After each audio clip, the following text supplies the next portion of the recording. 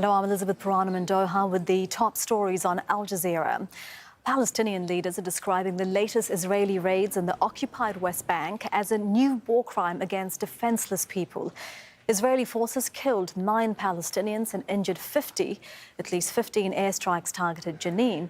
Operations are also underway in Ramallah. Palestinians were arrested after a convoy of armoured vehicles raided Jenin refugee camp. The Israeli army says it's targeting what it calls terrorist elements in the area. Alan Fisher has more from Jenin. And we continue to hear gun battles raging and explosions from inside the camp. If you take a look over my shoulder, you can see that there are a number of Israeli military vehicles parked at one of the entrances to the camp. That's known as the Horse Roundabout, which takes you into the Jenin refugee camp. And if we move the camera across to the left, you can see some pools of smoke climbing into the air as we hear some more gunfire. We often hear very loud exchanges of gunfire, and then we hear ambulances. We've been speaking to the ambulance service in the last hour.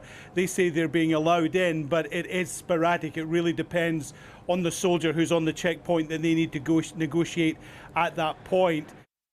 To other news now, and mayors across France have called for rallies opposing nearly a week of violent protests.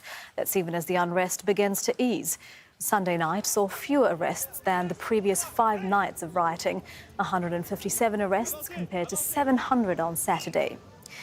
The Wagner Group says it stopped recruiting mercenaries in Russia for at least a month. The Kremlin says that won't affect operations in Ukraine and that the compulsory recruitment of new soldiers won't be needed.